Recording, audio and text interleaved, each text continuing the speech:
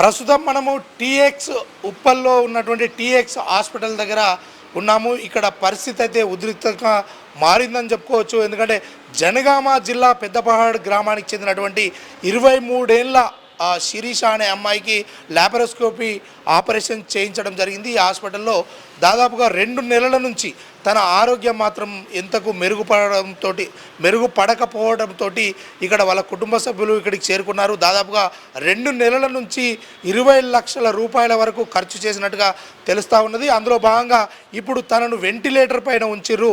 ఆ వెంటిలేటర్ కారణం ఏంది అని అంటే ఆ వైద్యులు చేతులు ఎత్తేసే ప్రయత్నం చేసినప్పటికీ ఇక్కడ వైద్యులు ఒకటే మాట చెప్పారంటే కుటుంబ సభ్యులకు, ఇక మీ బిడ్డ పరిస్థితి క్షీణించింది, ఆమె వెంటిలేటర్ మీద ఉంది, ఈ వెంటిలేటర్ మీద ఉంది కాబట్టి ఆమె గ్యారెంటీ ఇవ్వలేము అని చెప్తా ఉన్నారట. ఇది విన్నటువంటి బంధువులు అదేవిధంగా కుటుంబ సభ్యులు మాత్రము ఇప్పటి వరకు మీ దగ్గర ఆపరేషన్ చేయించినప్పటి నుంచి ఇప్పటి వరకు మా బిడ్డ పరిస్థితి ఏమాత్రం కూడా మెరుగుపడలేదు, రోజంతా క్షీణిస్తూ ఉన్నది, కానీ మీరేమో 2 నెలల నుంచి 20 లక్షల రూపాయలు కట్టించుకుర్రు, అదేవిధంగా మీరు చేసినటువంటి వైద్యం వల్ల ఎలాంటి ఉపయోగం లేదు, ఇలా ఎందుకు జరిగింది ఏంది అనేది మీ నిర్లక్ష్యం కారణంగానే ఇదంతా జరిగింది అని ఇక్కడికి వచ్చినటువంటి వాళ్ళ కుటుంబ సభ్యులు అదేవిధంగా భారీగా పోలీసులు చేరుకున్నప్పటికీ తల్లిదండ్రులు కుటుంబ సభ్యులు మాత్రం ఒకటే మాట చెప్తా ఉన్నారు, ఇదంతా హాస్పిటల్ నిర్లక్ష్యం వల్లనే, డాక్టర్ల నిర్లక్ష్యం వల్లనే ఇదంతా జరిగి ఉంది అని, అంతేగాని ఇక్కడ ఎలాంటి మార్పు లేదు, మేము డబ్బులు కట్టిన మాట వాస్తవము, వాళ్ళు ఆపరేషన్ చేసినప్పటికీ ఏదో ఒకటి వాళ్ళు మిస్టేక్ చేసిర్రు, దీని పట్ల మీరు చర్యలు తీసుకోవాలి అని వాళ్ళు పెద్ద ఎత్తున ఆందోళనకు దిగిర్రు. దీని కారణంగా ఇక్కడ పరిస్థితి అయితే చాలా ఉద్రిక్తంగా మారిందని చెప్పుకోవచ్చు. మళ్ళీ అడ్మిట్ కమ్మను 5 సార్లు చెకప్కి వచ్చినాం, ఇన్ఫెక్షన్ అయిందని ఇప్పుడు చెప్పలేదు, లాస్ట్ టైంలో వచ్చినప్పుడు ఇన్ఫెక్షన్ బాగున్నది అడ్మిట్ కావాలని చెప్పి ఈ పరిస్థితిని తీసుకొచ్చింది. రెండోసారి 2 సార్లు చేశారు, ముందుగా సక్సెస్ కాలే, ఫెయిల్ అయింది, వాళ్ళు తప్పు చేశారు, తప్పు చేసి ఇప్పుడు మళ్ళీ తర్వాత మళ్ళీ సెకండ్ సారి సర్జరీ చేసి ఇవాళ నైట్ శనివారం నైట్ చేసి ఆదివారం నైట్ పొద్దున చేసి సోమవారం చచ్చిపోయింది. అది పరిస్థితి. ఎంతవరకు కట్టారు ఇప్పటిదాకా? ఇప్పటివరకు 20 లక్షలు కట్టినా, 20 లక్షలు కట్టినా ఇప్పటి వరకు 1 లక్ష రూపాయలు తాంటాను. పాప ఏజ్ ఎంత? చనిపోయిన పేరు శిరీష, ఎలికైతే శిరీష, ఏజ్ 23 సంవత్సరాలు. ఇందులో డాక్టర్ వీడియో పోయింది, ఇప్పుడు 1 లక్ష రూపాయలు. ప్రెగ్నెన్సీ తీసుకొచ్చాను ఇక్కడ హాస్పిటల్లో, ప్రెగ్నెన్సీ పోయింది, పైసలు పోయినాయి, వీడియో పోయింది, ఇవన్నీ అయిపోయినాయి. ఇప్పుడు మళ్ళీ 1 లక్ష రూపాయలు ఇస్తా అంటున్నాడు. ఫస్ట్ సారే 2 మంత్స్ ఉండే ప్రెగ్నెన్సీ, 2 మంత్స్ ప్రెగ్నెన్సీ ఉంటే తీసేయాలి, రేడియేషన్ పడుతుందంటే సరే అట్లా కూడా ఒప్పుకున్నాం. మాకు తల్లి ముఖ్యం కదా, బిడ్డతో తర్వాత మీరు కాన్సెప్ట్ అట్లా కూడా తీసేసాం. వాళ్ళంటే శిరీష 23.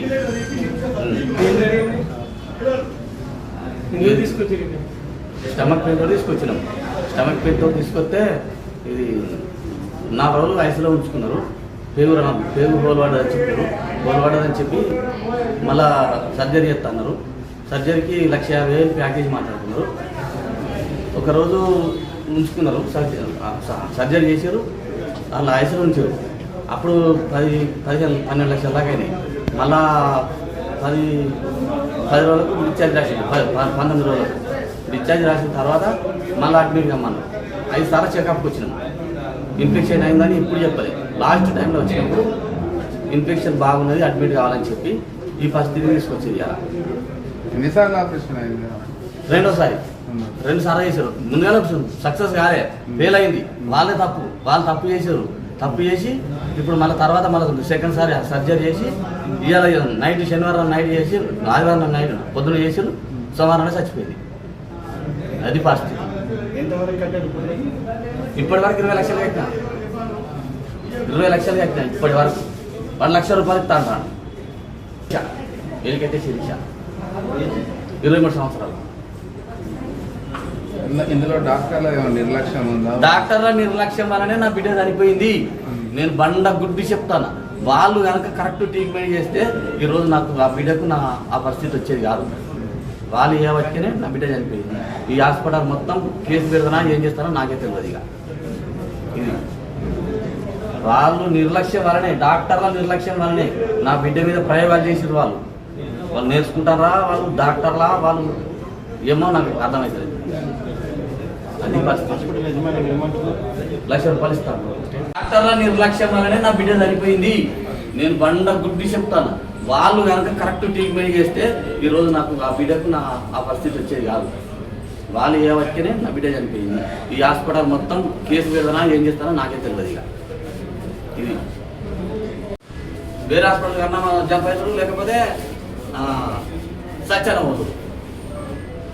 ఈ హాస్పిటల్కి వచ్చిన వాడు అయితే ఒక్కడు కూడా బాగుపడతారు. ఈ టీఎక్స్ హాస్పిటల్కి వచ్చిన వాళ్ళు 10 మంది వస్తే 6 చస్తారు, 4 ఏదో ప్రాణాపాయంలోనే పోతారు. వాళ్ళ మీద లేక ఈ టీఎక్స్ హాస్పిటల్ దగ్గరికి భారీగా ప్రజలు, అదేవిధంగా కుటుంబ సభ్యులు, తన తెలిసిన వాళ్ళు కూడా రావడం, అదేవిధంగా పోలీసులు భారీ మొత్తంలో రావడంతో హాస్పిటల్కు సంబంధించినటువంటి సిబ్బంది వెంటిలేటర్ మీద కూడా ఇప్పుడు మేము చికిత్స అందిస్తాము, ఇదంతా ఫ్రీగానే అందిస్తాము, ఇక డబ్బులు అడగము అని చెప్పినట్టుగా తెలుస్తూ ఉన్నది. కానీ ఏదేమైనా ఇలాంటి నిర్లక్ష్యం చేసిన వాళ్ళ వైద్యుల పట్ల కీలకంగా కఠిన చర్యలు తీసుకోవాలి ఈ హాస్పిటల్ మీద అని బంధువులు పెద్ద ఎత్తున ఆందోళన అయితే చేస్తున్నారు. మీరు తెలుగు స్పష్టంగా చదవగలుగుతారా? తెలంగాణ యాస మీద మంచి పట్టు ఉందా? అయితే మీకోసం క్యూన్యూస్ ఒక మంచి అవకాశం కల్పిస్తుంది. ఇది ప్రత్యేకంగా విద్యార్థులు, గృహిణులు, వయసుతో సంబంధం లేకుండా ఎవరైనా సరే మీరు ఇంటి దగ్గర నుంచే పని చేసుకోవచ్చు. మీ వాయిస్తోనే ఇంట్లో ఉంటూనే మంచి ఆదాయం సంపాదించుకోవచ్చు. ఇంకెందుకు ఆలస్యం? వర్క్ ఫ్రమ్ హోమ్కి ఇప్పుడే సంప్రదించండి. మా నెంబర్లు 8688926084, 8143001981.